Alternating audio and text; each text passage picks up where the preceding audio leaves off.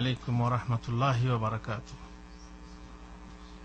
الحمد لله رب العالمين والصلاة والسلام على رسوله الكريم وعلى آله وصحبه أجمعين. বলছিলাম মনের কথা। মন মানুষের এমন এক যন্ত্র যে সোনার কাঠি রূপোর কাঠির মতো। মন অনেক কিছুকে ভালো করতে পারে, অনেক কিছুকে খারাপ করতে পারে। মন এমন জিনিস, যদি মনের ভিতর আপনার ঠিক থাকে তাহলে বাইরের জোর জবরদস্তি বা বাইরে থেকে আপনাকে কেউ চাপ দিলে, কেউ নিরুপায় করলে, কেউ গত্যন্তরহীন করলে আপনার ক্ষতি হবে না। কেমন? বাইরে থেকে কেউ যদি বলে মূর্তিকে প্রণাম কর, মূর্তিকে সিজদা কর, না হয় শুট করে দেবো কিংবা না হয় ছুরি চালিয়ে দেবো, আপনি কি করবেন? করবেন না? করবেন না? তখন বলবেন যে জান বাঁচানো ফরজ, তাই না? এক্ষেত্রে যদি আপনি পারেন মার্দে মুজাহিদের মতো যে জান দেবো তবু আমি শিরিক করব না, আপনি করতে পারেন, কিন্তু আপনার জন্য জায়েজ, আপনার জন্য জায়েজ যে আপনি মূর্তির সামনে সিজদা করবেন, কিন্তু মন কি হবে? মনে ওই মূর্তির প্রতি কি থাকবে? ঘৃণা থাকবে। বরং আপনি আসলে সিজদা করবেন কাকে? আল্লাহকে। মূর্তির সামনে সিজদা করলেই তো মূর্তিকে সিজদা করা হয় না। এই তো আমরা প্রত্যেকদিন মসজিদে সিজদা করছি, সামনে কত রকম কাঠ থাকে, সিমেন্ট থাকে, ইট থাকে, তাই না? চেয়ার থাকে, কত কিছু থাকে। আমরা কি এগুলো সিজদা করি? কাকে সিজদা করি? কাবা শরীফকে কেন্দ্র করে প্রদক্ষিণ করি, তাওয়াফ করি। কার জন্য করি? তা কাবা শরীফের জন্য না, আল্লাহর জন্য। মন যদি ঠিক থাকে, মনে যদি কোনো ভেজাল না ঢোকে, তাহলেও নিরুপায় ক্ষেত্রে যদি আপনি সামনে গায়রুল্লাহকে সিজদা করেন, আপনার মন যদি আপনার পরিপূর্ণ ইমান থাকে তাহলে পরে ক্ষতি হবে না। আচ্ছা, আপনারা একটা হাদিস শুনেছেন যে এক ব্যক্তি একটা মাছির কারণে জান্নাত গেছে আর মাছির কারণে জাহান্নাম গেছে। কিভাবে? ওই যে মুশরিকদের মূর্তি পূজার বেদির সামনে দিয়ে পার হচ্ছিল দিয়ে দুটো লোক, তারপরে তারা বলল এদিকে পার হতে দেবো না যদি না তোমরা একটা কোরবানি পেশ করো, একটা বলিদান চাই, বলিদান দেবে তবে এদিকে পার হতে দেবো, না শেষ করে দেবো। তো ভারী মুশকিল, আমরা বলিদান পাবো কোথায়? তো বললো কাররিব ওয়ালা যুবাবা, একটা মাছি হলেও তোমাদেরকে পেশ করতে হবে, প্রাণ মানে বলিদান দিতে হবে। তখন দুজনেই দুটো মাছি ধরে সেখানে বলিদান দিল বা খুন করলো, যাই হোক। একজন গেল, একজন দিল, তার জন্য সে জাহান্নাম গেল, আর একজন দিল না, ফলে সে খুন হয়ে গেল, সে জান্নাতে গেল। তো এটা কি হুজুর? এটা হচ্ছে যে খুন সে আমরা বেছে নিয়েছে, আমি শিরিক করবো না, জান দেবো তবু শিরিক করবো না, সে জান্নাতে গেল, কিন্তু জাহান্নামে গেল কেন? যেহেতু সে মন দিয়ে ফেলেছিল, মানে কোরবানিটা মন দিয়ে করে ফেলেছিল। যদি মন দিয়ে না করতো, যে বাধ্য হয়ে করতো, তাহলে পরে তার গুনাহ হতো না এবং জাহান্নামে যেত না। আল্লাহ তাআলা কোরআনে বলছেন মান কাফারা বিল্লাহি মিন বাদি ঈমানিহি, যে ব্যক্তি ঈমান আনার পর কুফরি করে তার শাস্তি কি? কাফেরের শাস্তি জাহান্নাম। ইল্লা মান উকরিহা ওয়া কলবুহু মুতমাইন্নুম বিল ঈমান, তবে যাকে বাধ্য করা হয়, নিরুপায় করা হয়, জোর জবরদস্তি করা হয়, আর তার হৃদয় ঈমান দ্বারা পরিপূর্ণ থাকে, তাহলে তার কোনো ক্ষতি হয় না। আপনারা জানেন, জোর করে যদি কাউকে মুসলমান বানানো হয়, মুসলমান হবে না। জোর করে যদি কারো বিয়ে দেওয়া হয়, বিয়ে হবে? জোর করে যদি তালাক দেওয়া হয়, তালাক হবে? তালাক দেওয়ানো হয়, তালাক দে, না হয় তোকে খুন করে দেবো। বিয়েতে হুঁ বল, বিয়ে কর, না হয় তোকে খুন করে দেবো, এ হবে কি? এগুলো জোর করে কিছু হয় না, জোর করে মুসলমান হয় না। জোর করে কোনো জায়গা ছিনিয়ে নিয়ে মসজিদ বানালে সে মসজিদে নামাজ হয় না, তাই না? জোর করে কোনো জিনিস না। লা ইকরাহা ফিদ্দিন, দিনের ব্যাপারে জোর জবরদস্তি নেই। আপনি জোর করে কাউকে মুসলমান বানাবেন, সে মুসলমানের কোনো দাম নেই। মুসলমান হতে হলে অন্তর থেকে হতে হবে। এই জন্য তরবারি দ্বারা মুসলমান হয়েছে কথা ভুল, তরবারি দ্বারা না, বরং যারা হয়েছে তারা অন্তর দ্বারা হয়েছে। অন্তর দ্বারা না হলে তাদের ইসলাম আল্লাহর কাছে গ্রহণযোগ্য না। আল্লাহ বলছেন, যদি কেউ শিরিক করতে বাধ্য হয়, নিরুপায় হয়, গত্যন্তরহীন হয়, তাহলে আল্লাহ তাআলা ক্ষমা করবেন, কারণ আল্লাহর অন্তরের খবর জানছেন যে বেচারি বাধ্য। ওয়ালাকিন মান শারাহা বিল কুফরি সাদরান, কিন্তু যারা বা যে ব্যক্তি কুফরির জন্য নিজের অন্তরকে একদম প্রকাশ করে দেবে, খুলে দেবে, প্রকট করে দেবে ইত্যাদি, তাহলে সে কি হয়? সে কাফের হবে। ফাআলাইহিম গাদাবুম মিনাল্লাহ, তাহলে এদের জন্যই কি হবে? আল্লাহর পক্ষ থেকে গজব। ওয়ালাহুম আযাবুন আযীম, তাদের জন্য হবে বিরাট আযাব। যদি মন থেকে কেউ কুফরি করে তাহলে তাদের জন্য বিরাট আযাব। সূরা নাহাল 106 নম্বর আয়াতে আল্লাহ এই কথা বলেছেন। বোঝা গেল কি? ইল্লা মান উকরিহা, যাকে নিরুপায় করা হবে, বাধ্য করা হবে, জোর জবরদস্তি করা হবে, কিসের জন্য? শিরকের জন্য, কুফরির জন্য, আল্লাহ তাআলা তাকে কাফের বানাবেন না।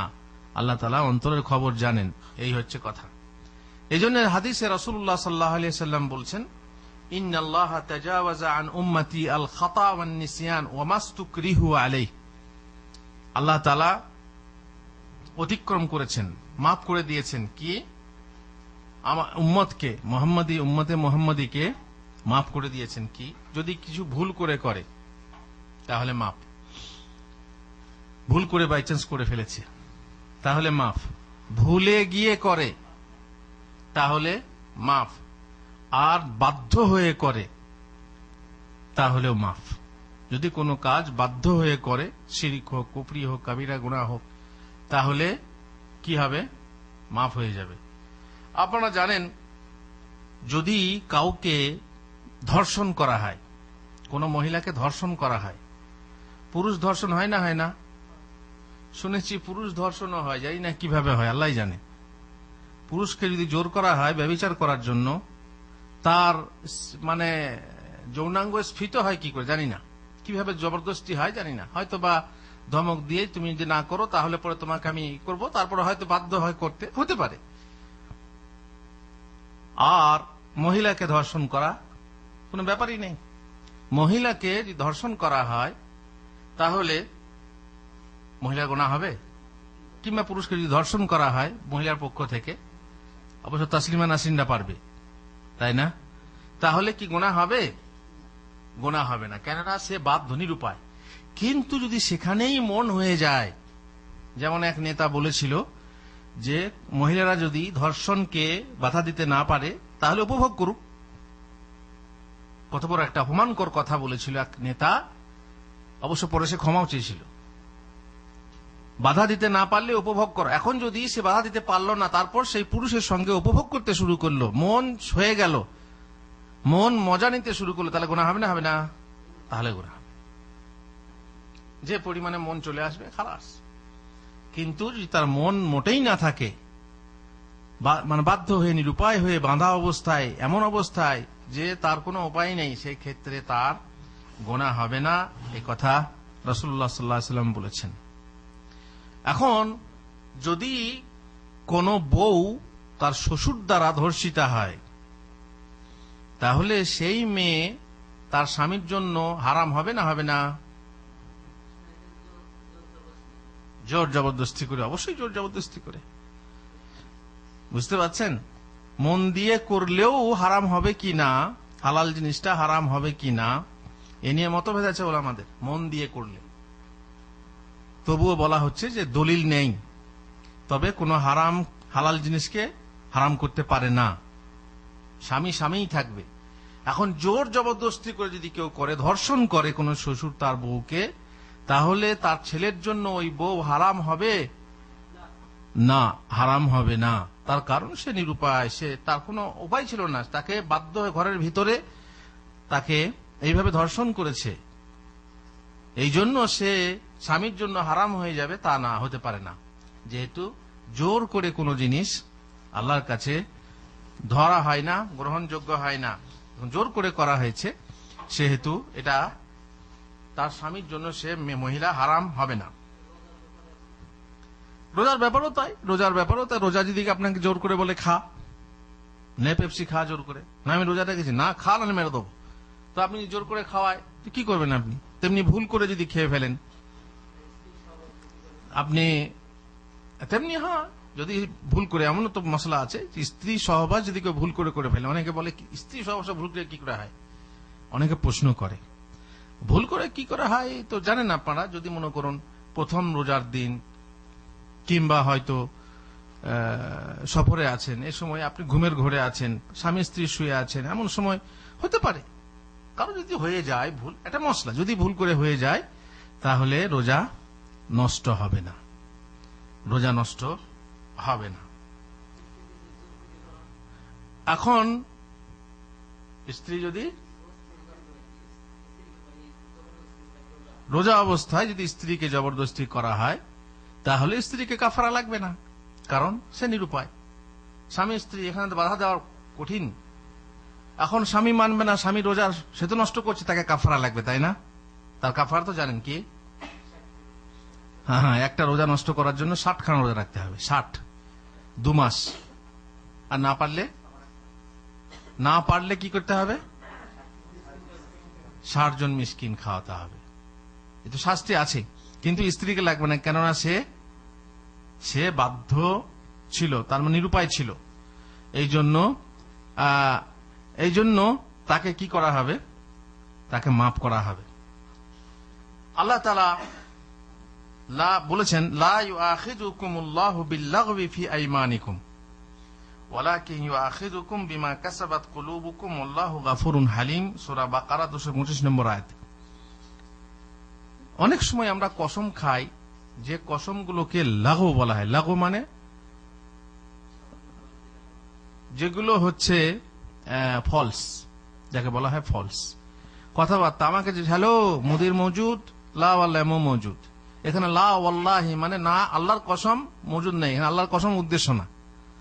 সে তো কসম করতে বলেনি, সে অবিশ্বাসও করেনি, কিন্তু তবু আমি ফালতু বলে লা ওয়াল্লাহি, লা ওয়াল্লাহি। এটা অভ্যাসগত। আমাদের দেশে কিছু কথা আছে, দেখবেন কোন কোন মানুষ বলে থাকে মুদ্রা দোষ বলে একে। হ্যাঁ, মানে কি বলবো, মানে কি বলবো, মানে এই যে মানে বলে না, এই মানে কথাটা কোনো মানে আছে? কোনো মানে নেই। তেমনি আরবি লোকেদের, আরবদের কথায় কথায় ওয়াল্লাহি বিল্লাহি তাল্লাহি বলে থাকে, প্রয়োজনে ওয়াল্লাহি মুদির মজুদ, লা ওয়াল্লাহি গায়র মজুদ। কি দরকার লা ওয়াল্লাহি, সে তো অবিশ্বাস করেন। এই যে একেবারে লাগু, এটা হচ্ছে ওয়াসার, ফলস। এই কসম আল্লাহ ধরবেন না।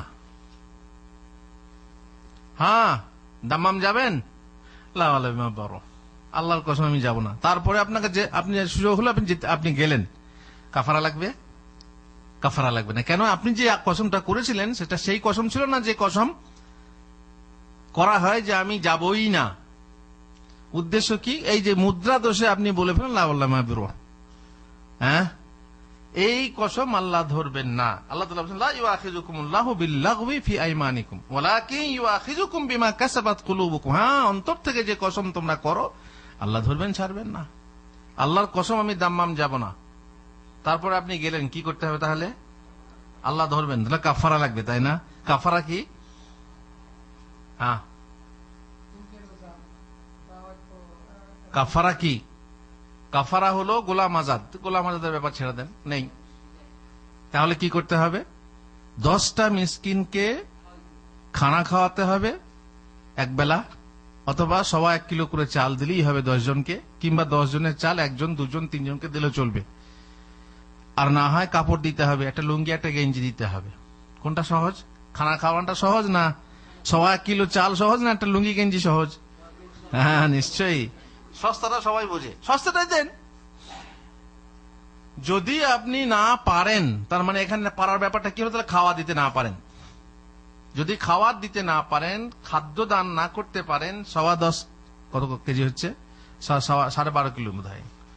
হ্যাঁ, তো যদি আপনি না দিতে পারেন তাহলে 3টে রোজা, আমি আল্লাহ তুল 3টে রোজা নয়, বুঝতে পারলেন? আগে খাবার দিতে হবে। খাবার দেওয়ার তৌফিক না থাকলে তখন রোজা রাখতে হবে। যে ওই বলা হলো স্ত্রী সহবাস করলে কি করতে হবে? 60 খানা রোজা রাখতে হবে।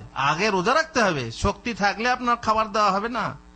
যদি না পারেন, যদি বলেন হুজুর এই তো এই 1 মাস রাখতে গিয়েই তো সর্বনাশ করে ফেললাম, আবার 2 মাস কি করে রাখবো, তাহলে এক কাজ করেন ভাই, রাত কাছে আছে তবু সবুর হয় না, যাই হোক তো ঠিক আছে, রাখো, রোজা রাখো, পারবো না তাহলে খাও, সে 60টা মিসকিনকে খাওয়াতে হবে।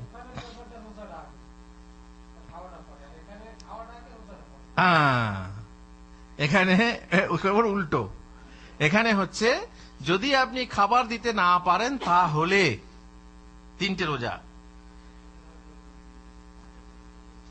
যেমন করে ইচ্ছা আপনি 10টা মিসকিনকে খাওয়াতে হবে। আল্লাহ তাআলা বলছেন যে ফাকাফারাতুহু ইতআমু 10 মাসাকিন মিন আওসাতি মা তুতঈমুনা আহলিকুম আও কিসওয়াতুহুম আও তাহরিরু রাকাবা ফামান লাম ইয়াজিদ ফাসিয়ামু 3 আইয়াম। যদি কেউ না পারে তাহলে 3টে রোজা, ঠিক আছে। এখানে কিন্তু উল্টো, ওটার উল্টো, ঠিক আছে। অর্থাৎ রোজাটাই কঠিন, তাই না? কিন্তু যাদের জন্য পয়সার মার কঠিন তাদের জন্য কি রোজাটা সহজ। দেখবেন আল্লাহ তুল রোজা রাখতে শুরু করবে, বাবা কি দরকার 10টা মিসকিন খাওয়া দেবো, এ তো অনেক, হ্যাঁ 10টা রোজা খুব সহজ, 3টে রোজা তো সহজ। আর ওখানে 60খানা রোজা 4টিখানি কথা না, ওখানে কিন্তু টাকাটা বা কি বলে আপনার পয়সাটা সহজ, বা খাবার দাওয়াটা সহজ, তাই না? মোট কথা কি হলো তাহলে, যদি মন থেকে কসম করেন তাহলে সেই কসম ধরা হবে এবং তার কাফফারা লাগবে, আর যে মন থেকে না করেন তাহলে না। আল্লাহ তাআলা আরেক আয়াতে বলছেন, সূরা আহজাব 5 নম্বর আয়াত, ওয়ালাইসা আলাইকুম জুনাহুন ফীমা আখতাতুম বিহ, যদি কোনো কাজ ভুল করে ফেলেছো তাহলে তোমাদের সমস্যা নেই, ওয়ালাকিন মা তাআম্মাদাত কুলুবুকুম, কিন্তু যেটা ইচ্ছা করে করেছো সেটাতেই হচ্ছে মুশকিল। ওয়া কানা আল্লাহু গাফুরার রাহিমা, আল্লাহ হচ্ছেন পরম ক্ষমাশীল, পরম দয়ালু। তাহলে বোঝা গেল ভুল করে যদি কিছু করে ফেলা হয় তাহলে পাপ হবে না, তাই না? বাদশা নামদার, ঢাকার সিটিতে, শহরে বিশাল ভিড়, সেই ভিড়ের মাঝে এমনও সব মহিলারা কলেজ যাচ্ছে, চাকরি করতে যাচ্ছে, বাসের গেটে সব ভিড় করে দাঁড়িয়ে আছে। বাস চলমান অবস্থায় চাপতে হয় অনেক সময়, তাই না? ছুটে গিয়ে বাস চাপতে ডান্ডা ধরতে গেলেন, এমন সময় এক মহিলার গায়ে হাত পড়ে গেল, এমন জায়গায় হাত পড়লো যেখানে কি করতে হয়, যেখানে মার খেতে হবে। এখন আপনি বলুন, আপনার যে হাতটা পড়লো, আপনার মহিলার গায়ে যে হাতটা পড়লো, এটাতে গোনা হবে না, হবে না? হ্যাঁ, গোনা হবে। যদি আপনার মন ছিল, মনে যদি আপনার বদমাশি ছিল যে ডান্ডা ধরতে গিয়ে আমি অন্য কিছু ধরবো, তাহলে গোনা হবে। আর যদি আপনার ইচ্ছা ছিল যে না আমি ডান্ডাই ধরবো, অন্য কিছু না, কিন্তু বাই চান্স হাতটা লেগে গেছে, আমার ইচ্ছা ছিল না, সেই ক্ষেত্রে আল্লাহর কাছে আপনার গোনা হবে না, কেননা আপনি ইচ্ছা করে করেননি। ঠিক আছে কিনা? ভুল করে যদি কিছু হয়ে যায়, এভাবে অনেক উদাহরণ হতে পারে, যদি ভুল করে এমন কিছু করেন যেটা আপনার ইচ্ছা ছিল না, তাহলে সেই ক্ষেত্রে আল্লাহ তাআলা আপনার গুনাহ দেবেন না। যেমন এই যে একটা কথা বললেন যে ভুল করে যদি সহবাস করা হয়, ভুল করে যদি খেয়ে না হয় রোজা রেখে, তাহলে পরে এতে কি হবে? এতে গুনাহ হবে না বা রোজা ভাঙবে না। যাই হোক, এখন আর একটা কথা বলি, আল্লাহ তাআলা আপনার অন্তরে যত ক্ষমতা আছে, আপনার মনে যত সাধ্য আছে, সাধ্যের অতীত ভার চাপান না। আপনার ক্ষমতা নেই, সেটা আপনি করতে পারছেন না, তারপরেও আপনার কি হবে? আল্লাহ তাআলা মাফ করে দেবেন। উদাহরণস্বরূপ, নামাজ গোসল করে উজু করে পড়তে হয়, তাই না? কিন্তু এই মাঝরাতে, এই ঠান্ডার দিনে আপনি অসুস্থ, আপনার গায়ে জ্বর কিংবা মাথায় ক্ষত ঘা, আর যদি স্বপ্নদোষ হয়ে যায়, আর সেই ক্ষেত্রে কি করতে হবে? তাহলে গোসল যদি করেন তো ডাহা মরতে হবে, কিংবা অসুখ বেড়ে যাবে, সেক্ষেত্রে কি আছে? আল্লাহ তাআলা হালকা করে দিয়েছেন। আল্লাহু আকবার। দিনে ইসলামের এটা বৈশিষ্ট্য যে দিন কঠিন না, দিন মানলে দিন মানাটা কঠিন না, সহজ। সুতরাং আপনি তায়াম্মুম করুন, মাটির ওপরে হাত মেরে আপনি তায়াম্মুম করুন, যে নিয়মে তায়াম্মুম করতে হয়, কিন্তু আপনাকে নামাজ পড়তে হবে। নামাজ মাফ না, তাই না?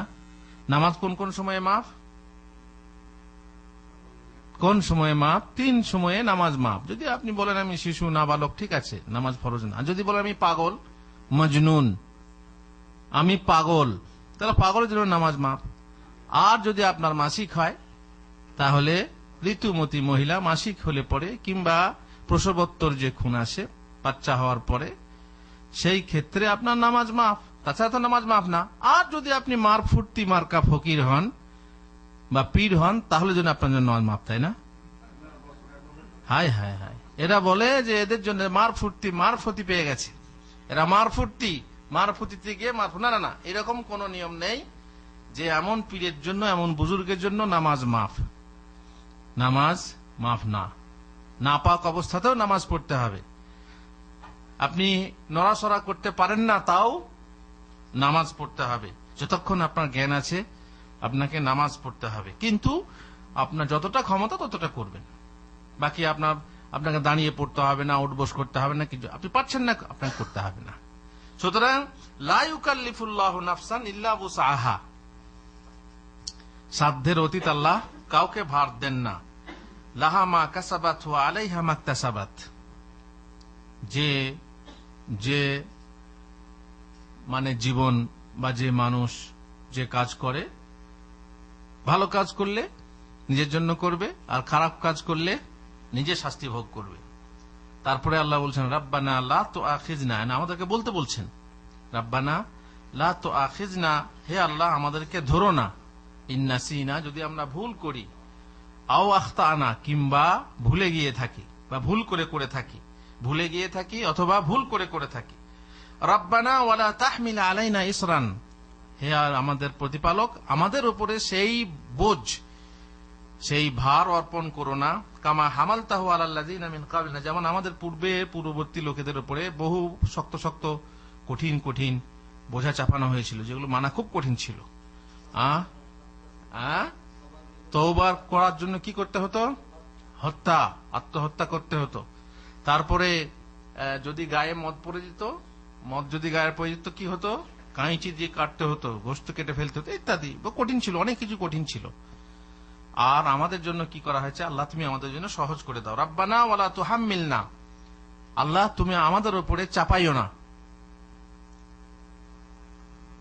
মা লা তাকাতা লানা বিহ, এমন বোঝ চাপাইও না যে বোঝ বহন করার ক্ষমতা নেই। ওয়াফু আন্না, আমাদেরকে ক্ষমা করো, ওয়াগফির লানা, আমাদেরকে মার্জনা করো, ওয়ারহামনা, আমাদেরকে দয়া করো, আনতা মাওলানা, তুমি আমাদের মাওলা, তুমি আমাদের প্রভু, ফানসুরনা আলাল কওমিল কাফিরিন, কাফেরদের উপরে, কাফের সম্প্রদায়ের উপরে আমাদেরকে সাহায্য করো। এখানে উদ্দেশ্যটা কি? যে সেই ভার, সেই বোঝ আমাদের উপরে চাপাও না, যে ভার, যে বোঝ আমাদের বহন করার ক্ষমতা নেই। এখানে আপনারা জানেন আল্লাহ তাআলা এর আগের আয়াতে বলেছিলেন লিল্লাহি মা ফিস সামাওয়াতি ওয়া মা ফিল আরদ ওয়া ইন তুবদু মা ফি আনফুসিকুম আও তুখফুহু ইউহাসিবকুম বিহিল্লাহ, তোমরা মনে মনে যে কথা বলছো মনে মনে রাখো অথবা প্রকাশ করো, আল্লাহ তাআলা তার হিসাব নেবেন। ফায়াগফিরু লিমান ইয়াশা ওয়া ইউআযযিবু মান ইয়াশা, তারপর আল্লাহ তাআলা যাকে ইচ্ছা ক্ষমা করবেন, যাকে ইচ্ছা আযাব দেবেন। তো সাহাবারা বলি তো মুশকিল কথা, আমরা মনে মনে অনেক সময়ে এমন কথা বলি, তো খারাপ কথা, তাই না? বলুন, মনে মনে খারাপ উদয় হয় না? হয় না? খারাপ চিন্তা উদয় হয় না? হয় না? হ্যাঁ, বিশেষ করে মহিলা যৌন চিন্তা ইত্যাদি ইত্যাদি। তো এই যে চিন্তা, এই চিন্তা যে উদয় হয় মনে মনে যদি করি, আল্লাহ যদি ধরেন তো মুশকিল না? বিশাল কঠিন, বিশাল কঠিন। এই কঠিন হওয়ার জন্য আল্লাহ তাআলা পরবর্তী আয়াত অবতীর্ণ করে আমাদেরকে বোঝালেন যে আল্লাহ তাআলা সেই ভার অর্পণ করেন না যে ভার বহন করার ক্ষমতা মানুষের নেই। মানুষের ক্ষমতা আছে। আপনারা জানেন মনের ওপরে মানুষের জোর থাকে না, পরের মন কিংবা নিজের মনই দেখেন। আপনার দুটো বউ আছে, দুটো বউয়ের মধ্যে একটা পুরনো একটা নতুন, নিশ্চয়ই কোন বউটার দিকে মনটা বেশি ঝুঁকবে? আল্লাহ তাআলা বলছেন, আল্লাহ রাসূল সাল্লাল্লাহু আলাইহি ওয়াসাল্লাম বলছেন, তোমরা কি করো? ইনসাফ করো। ইনসাফ করো। ইনসাফ করো মানে দুজনের মাঝে ইনসাফ করো। ওকে যেমন একরকম পড়াবে, একরকম খাওয়াবে, ইত্যাদি ইত্যাদি, সব ভাগ করা হবে। ওর কাছে যেমন থাকবে এর কাছে তেমন থাকবে, রাত দিন সব ভাগ করা হবে। কিন্তু একটা জিনিস ভাগ করতে পারবেন না, ওয়ালান তাস্তাতিউ আন তা'দিলু বাইনান নিসাই ওয়ালাউ হারাসতুম। এই আদল করা বড় কঠিন আছে, অসম্ভব। আপনার মনকে ভাগ করা কঠিন আছে। আপনি চাইবেন যে দুজনকেই সমান ভালোবাসবো, হতে পারে না। দেখবেন একজনের প্রতি একজন, বিশেষ করে নতুনটার প্রতি, তাই না? হ্যাঁ, হয় না? হয় না? তো যেটা পুরনো হয় চিংড়ি মাছের খোসা, আর নতুন বউ হলে নিত্য করে গোসা। এটা তো নিয়ম। সুতরাং আপনি আপনার মনকে, মনের ভালোবাসাকে ভাগ করতে পারবেন না। এখানে আপনি মনের উপরে জোর করতে পারবেন না যে আমার মনটা কেন ওই দিকে যাচ্ছে। এমনকি আল্লাহর নবী সাল্লাল্লাহু আলাইহি সাল্লাম শেষে কাকে বেশি ভালোবাসতেন? আয়েশাকে বেশি ভালোবাসতেন। তাকে জিজ্ঞেস করলো, ইয়া রাসূলুল্লাহ, আপনার কাছে সব থেকে প্রিয়তম কে? মা নেই, বাপ নেই তখন। সব থেকে প্রিয়তম কে? বলেন আয়েশা। বললেন পুরুষদের মধ্যে? বললেন তার বাপ। শেষ শয্যায়, শেষ অসুখে, অসুস্থ অবস্থায় তিনি খালি জিজ্ঞেস করতেন, কাল আমি কোথায়, কাল আমি কোথায়? উদ্দেশ্য কি? আমি আয়েশার পালি, আয়েশার বাসায় আমি কখন যাব? আয়েশার বুকে মাথা রেখে তার ইন্তেকাল হয়। এটা মন, মানুষের মন। আপনি কোনো মতেই পারবেন না, কোনো মতেই পারবেন না। ভাগ আপনি সবকিছু করে দেবেন, কিন্তু ভালোবাসাকে ভাগ করার ক্ষমতা আপনার নেই। তো মনে আমরা যা বলি, যদি সেগুলো খারাপ কথা হয়, তো সেই খারাপ কথা আল্লাহ ধরবেন না। এটা আমাদেরকে আয়াতে বলে দেওয়া হলো।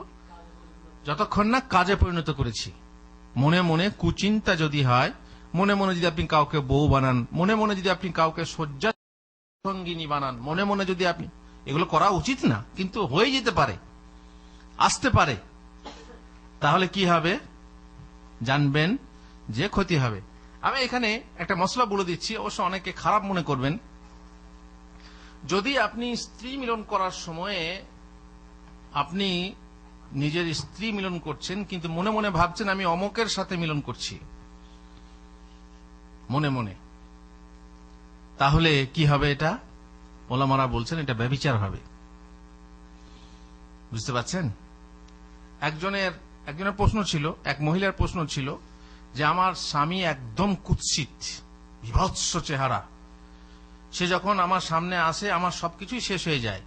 তো আমি অন্ধকারে যদি সেই স্বামীকে মানে মিলনের সময় যদি আমি অন্য পুরুষ চিন্তা করি, জায়েজ কিনা? তেমনি এক পুরুষের এইরকমই প্রশ্ন ছিল যে আমার স্ত্রী একদম কুৎসিত, মানে সে সাজগোজ থাকে না, তারপরে এমনিতেও দেখতে ভালো না, আমি যদি অন্ধকারে কিংবা চোখ বন্ধ করে যদি অন্য কাউকে কল্পনা করি, কোনো হিরোইনকে কল্পনা করি, অভিনেত্রী, তাহলে কি আমার এটা জায়েজ হবে? হবে না। এই দেখেন মনের কথা, এগুলো কিন্তু মনের কথা, এগুলো মনের গোপনের ভিতরে, মনের ভিতরে কত কিছু হয়। বলছেন যে এখানে যে তুমি করছো এটা হচ্ছে কল্পনা এবং সংকল্প। এতে কি হবে? তোমার মন এইভাবে কুচিন্তা মনে জায়গা দেওয়া উচিত না। কিন্তু যদি কোনো সময়ে কুচিন্তা এসে যায়, তাহলে পরে আল্লাহ ধরবেন না, যতক্ষণ না সেটা কি করা হয়েছে, মুখে প্রকাশ করা বা কাজে পরিণত করা হয়েছে। আল্লাহ তাআলা বলছেন,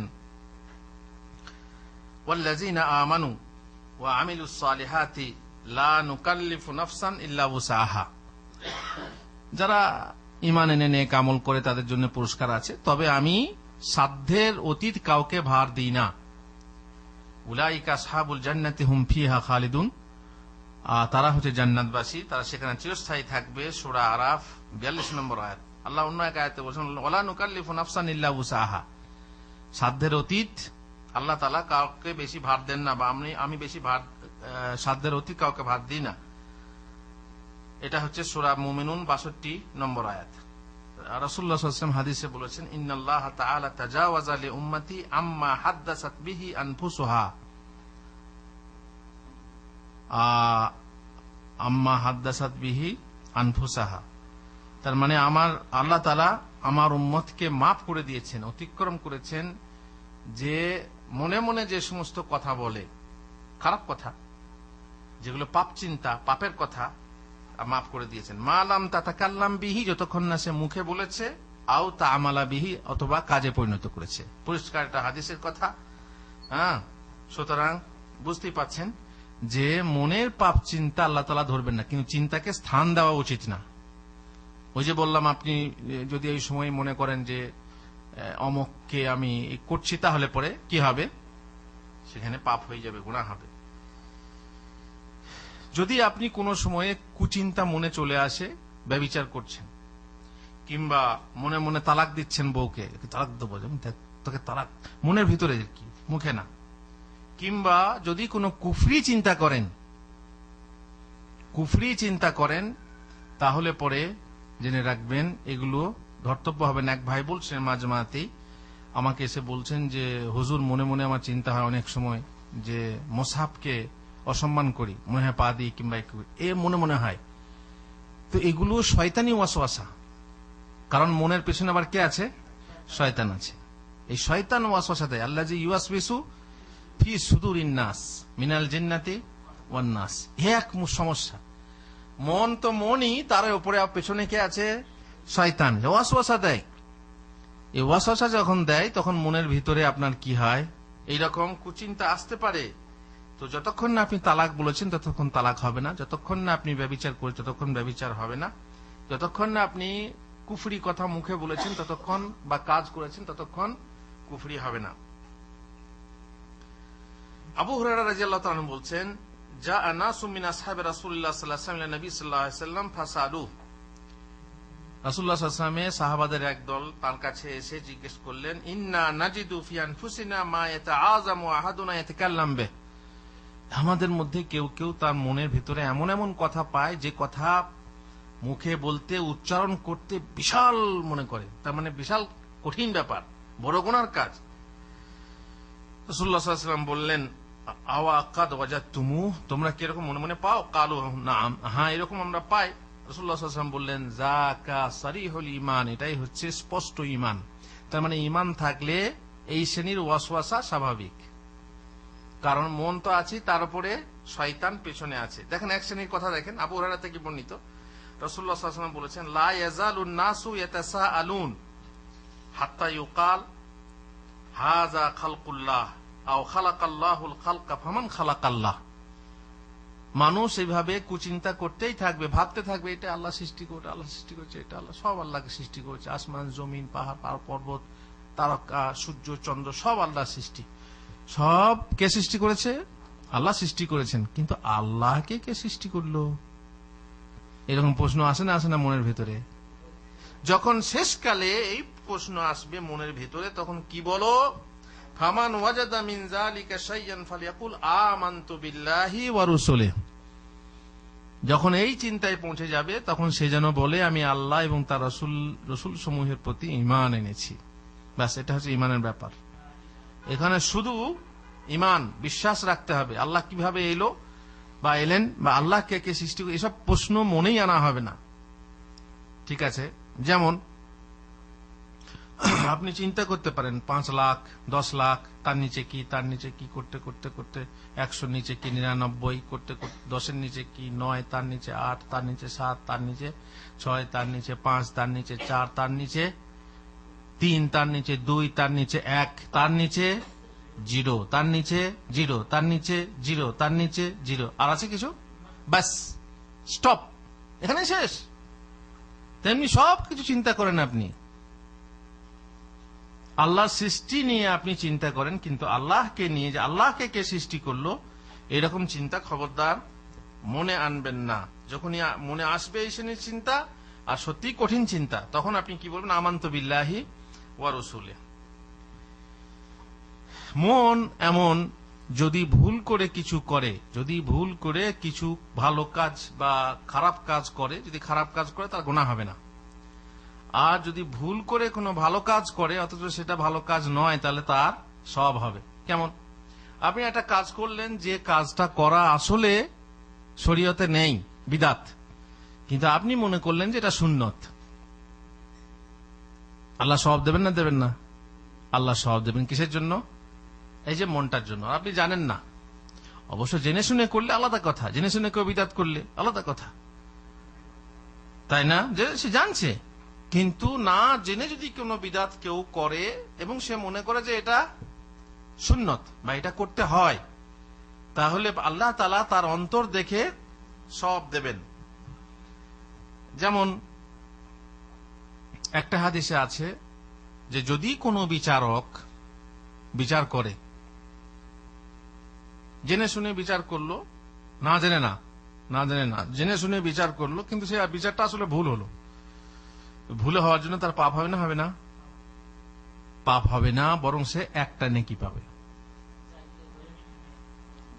সে জানছে, জানার পরে দলিল দেখে সবকিছু করেও সে বিচারটা ফায়সালাটা নিল, কিন্তু সে ফায়সালাটা ভুল। সে কিন্তু জানছে ঠিক, সে জানছে আমি এটা ঠিক, কিন্তু আসলে ভুল। সেই ক্ষেত্রে আল্লাহ তাআলা তাকে একটা নেকি দেবেন, কিন্তু বিচার করার পর সে জানছে ঠিক আর আসলেই ঠিক, তাহলে তার জন্য দুটো নেকি, দুটো সওয়াব আছে, ডবল সওয়াব। বুঝতে পারছেন? হাদিসে কি বলা হয়েছে? ইজা হাকামাল হাকিম ফাজতাহাদ ফাআসাবা ফালাহু আজরান ওয়া ইজা হাকামা ফাজতাহাদা ফাআখতা ফালাহু আজর। বিচার করে ঠিক যদি হয় দুটো সওয়াব, আর যদি ভুল হয়ে যায় তাহলে একটা সওয়াব। এইজন্যই যেটা শরীয়তের বিচারক বলার কথা হচ্ছে এখানে, বিচার শরীয়তের যে কোনো ফয়সালার কথা বলা হচ্ছে। একজন মুফতি ফতোয়া দিল, জেনে শুনে ফতোয়া দেখে ভাবলো যে হ্যাঁ এই ফতোয়া ঠিক, কিন্তু আসলে ভুল, সে একটা সওয়াব পাবে। আর যদি সঠিক হয় তাহলে, যেমন আইম্মায়ে কেরাম যত ইমাম আছেন, 4 মযহাব হয়ে গেছে, বাকি তো 4টে মযহাবই নয়, 4টে ছাড়াও আরো ইমাম ছিলেন, তারা নিজের ইজতিহাদ করে মাসলা দিয়ে গেছেন, তাদের কি গুনাহ হবে? না, তারা ঠিক হিসাবে করে গেছেন, তাদের একটা করে সওয়াব হবে। যদি ভুল হয় তাহলেও একটা করে সওয়াব, আর যদি ঠিক হয় তাহলে ডবল করে সওয়াব। এজন্য তাদেরকে গালাগালি করা ঠিক না, ইমামদেরকে গালাগালি করা ঠিক না। সবারই প্রতি আল্লাহ রাহমাতুল্লাহ আলাইহি রাহিমাহুল্লাহ ইত্যাদি বলে দোয়া করতে হবে, কারণ তাদের এই ফিকহ, তাদের জ্ঞানের জন্য আমরা দ্বীনকে পরিপূর্ণরূপে পেয়েছি। কোরআন হাদিস দিয়েই শুধু দ্বীনকে বোঝা যায় যতক্ষণ না তার ফিকহ অর্জন করা যায়।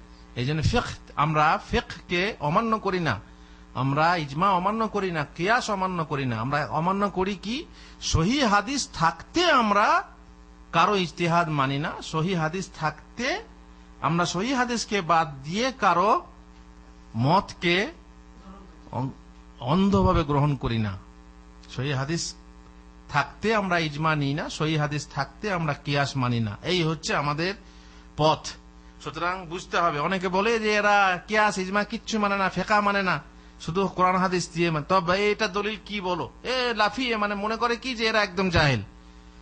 অনেকে জাহেলও বানিয়ে দেয়, এই জন্য অনেক রকম নাম দিয়ে বদনাম করে, এরা কিন্তু নিজেরাই জাহেল। যাই হোক, কি বললাম, কোন এমন কাজ যেটা ভালো মনে করে কেউ করে অথচ সেটা ভালো নয়, বিদাত, তাহলে পরে সে কি পাবে?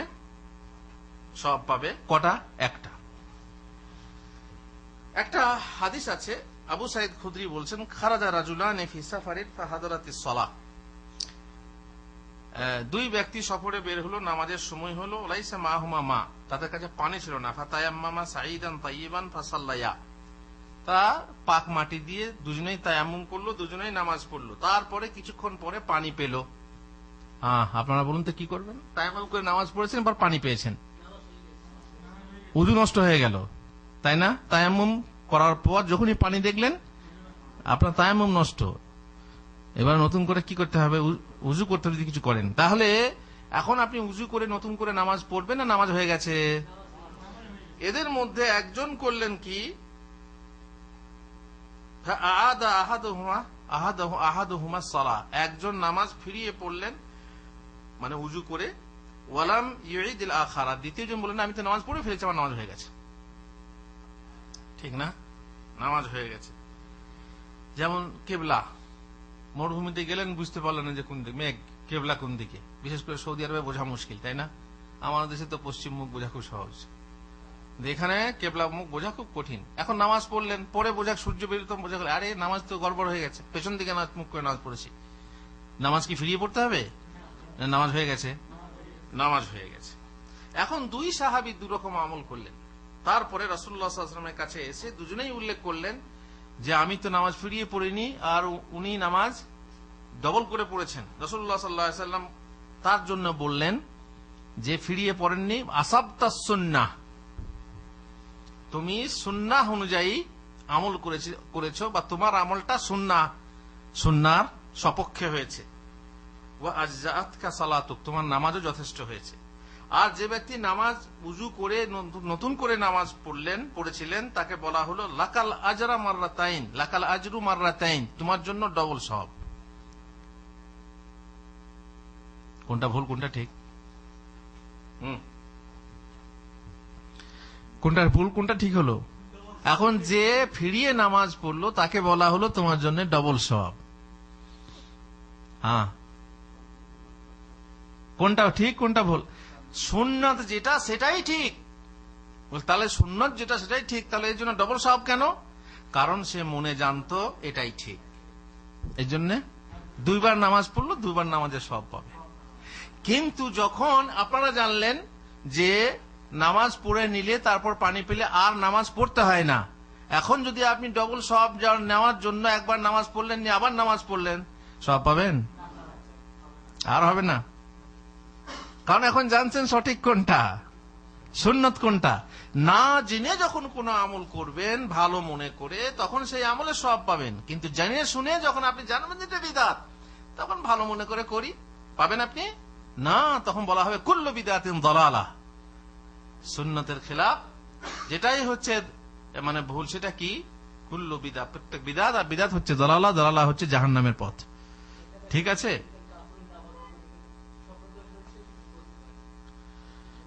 এটা অন্য কথা, ওটা অন্য কথা। ওটা সরল, হয়তো কেউ বুঝলো না যে রাত্রের বেলাতে মনে করুন স্বপ্নদোষ হয়েছে, তারপরে ফজরের সময় আজান হলো, ধুরমুর করে উঠে উজু করতে গেল, উজু করে নামাজ পড়ে এলো, এসে বসে কোরআন পড়ছে বা বসে আছে, খাটে বসে দেখছে কাপড়টা যেন কেমন মরমর মরমর করছে, স্বপ্ন মনে নেই। এখন দেখলো নিশ্চয়ই তাহলে আমার স্বপ্নদোষ হয়েছে, এক্ষেত্রে তার নামাজ হয়েছে না হয়নি? নামাজ হবে না, কারণ তার দেহটাই নাপাক অবস্থায়, উজু করলেও গোসল করতে হবে, এই জন্য তার নামাজটা হবে না।